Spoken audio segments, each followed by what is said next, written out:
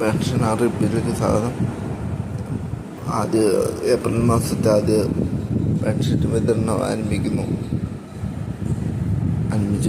ഒന്നാം ഘട്ടം 1600 രൂപ വിതരണം നാളെ അവസാനിക്കും.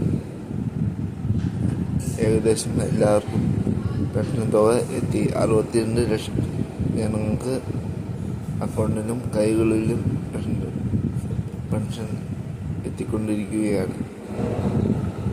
ഇനി രണ്ടാം ഘട്ടം വിതരണം ഉണ്ടാകും എന്ന സൂചനയാണ് പുറത്ത് വരുന്നത്.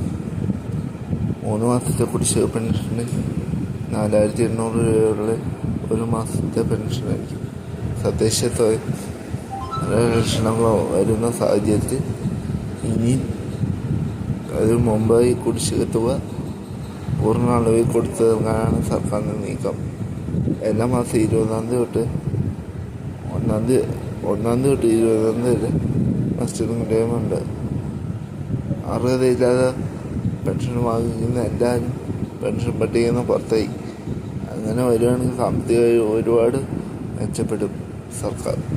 ക്ഷേമ പെൻഷൻ കൂട്ടുന്ന നടപടികൾ വേഗത്തിൽ നീക്കാനാണ് ഈ ഇലക്ഷന് മുന്നോടിയായിട്ട് തന്നെ 1800 പെൻഷൻ എത്തിയാലും അത്ഭുതപ്പെടാനില്ല.